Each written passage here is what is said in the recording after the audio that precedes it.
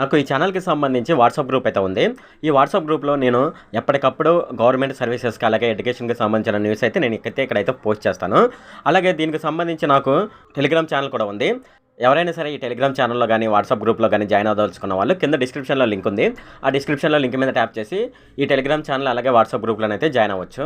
Hi friend, వీళ్ళు నేను చెప్పేది ఏంటంటే ఫ్రెండ్స్, మనకు తిరుమల లడ్డు గురించి ఇప్పుడైతే ఒక కాంట్రవర్సీ అయితే నడిచింది. అయితే దీనికి సంబంధించి సీఎం చంద్రబాబు నాయుడు గారు అలాగే డిప్యూటీ సీఎం అయిన పవన్ కళ్యాణ్ గారు అయితే దీనికి సంబంధించి మీడియా సమావేశాలు అయితే ఏర్పాటు చేసి చెప్పడం జరిగిందనమాట. అయితే అది చివరికి సుప్రీం కోర్టు వరకు వెళ్ళింది. అయితే ఈ సుప్రీం కోర్టులో ఆంధ్రప్రదేశ్ ప్రభుత్వానికి వ్యతిరేకంగా తీర్పు రావడం జరిగింది.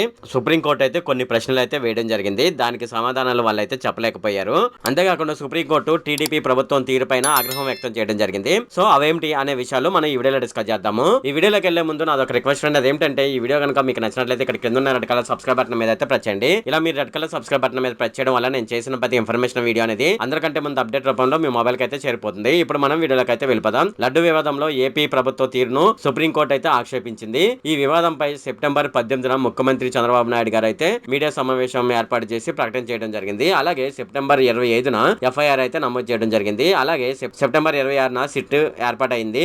విచారణ పూర్తి కాకముందే మనోభావాలు దెబ్బతీసేలా మీడియా ముందు ప్రకటన చేయాల్సిన అవసరం ఏముంది అని సుప్రీంకోర్టు అయితే ప్రశ్నించడం జరిగింది. లడ్డూలు రుచిగా లేవని భక్తులు ఫిర్యాదు చేశారని తిరుమల తిరుపతి దేవస్థానం లాయర్ అయితే పేర్కొనడం జరిగింది. లడ్డూలను ల్యాబ్లకు పంపి టెస్ట్ చేసి పరీక్షించాలని సుప్రీంకోర్టు అయితే చెప్పడం జరిగింది. అంతేకాకుండా కోట్లాది మంది భక్తుల మనోభావాలకు సంబంధించిన వ్యవహారంలో ఆధారాలు లేకుండా రెండో అభిప్రాయం తీసుకోకుండా పబ్లిక్ మీటింగ్ లో ఎలా మాట్లాడారు, లడ్డూలను టెస్ట్ కు పంపారా, ఆరోపణలపై దర్యాప్తునకు ఆదేశించినప్పుడు బహిరంగ ప్రకటన చేయాల్సిన అవసరం ఏముంది అని ప్రభుత్వం తరపు లాయర్ అయితే సుప్రీంకోర్టు అయితే ప్రశ్నించడం జరిగింది. ఇది ఫ్రెండ్ ఈ వీడియోలో. ఫ్రెండ్ ఈ వీడియో కనుక మీకు నచ్చినట్లయితే ఇక్కడ కింద ఉన్న రెడ్ కలర్ సబ్స్క్రైబ్ బటన్ మీద అయితే ప్రెస్ చేయండి. అలాగే ఈ వీడియోని మీ ఫ్రెండ్స్ అండ్ ఫ్యామిలీ మెంబర్స్ కి అయితే షేర్ చేయండి. అలాగే ఈ వీడియో సంబంధించి ఏమైనా కామెంట్ లోని అనుకోండి, నాకు తప్పనిసరిగా కింద ఉన్న కామెంట్ సెక్షన్ లో అయితే తెలియజేయండి. ఈ వీడియో ఎంత friend. Okay, thank you friend.